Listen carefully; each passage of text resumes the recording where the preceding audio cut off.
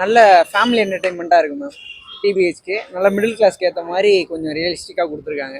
அங்கே கொஞ்சம் சின்ன சின்ன பிசுறு இருக்குது, மற்றபடி படம் வேற லெவல் அல்டிமேட்டாக எடுத்திருக்காரு. எட்டு தொட்டாக்கள் எட்டு தொட்டாக்கள் டைரக்டரோட நெக்ஸ்ட் மூவின்னு நினைக்கிறேன். ரொம்ப நாள் கேப் கழிச்சு வந்தாலும் சூப்பராக இருக்குது.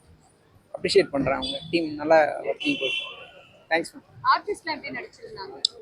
ஆர்டிஸ்ட் எல்லாமே அந்த அவங்களோட சித்தார்த்து ப்ளஸ் அவங்களோட சிஸ்டரு ப்ளஸ் அவங்களோட ஒய்ஃபாக ஒரு கேரக்டர் பண்ணியிருந்தாங்க. 3 பேருமே அஸ்தலாக இருந்துச்சு.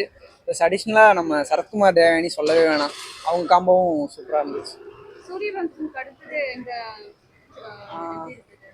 அதை பற்றி அந்த அளவுக்கு இதுக்கு ரிலேட்டபிளாக கனெக்ட் ஆகலை.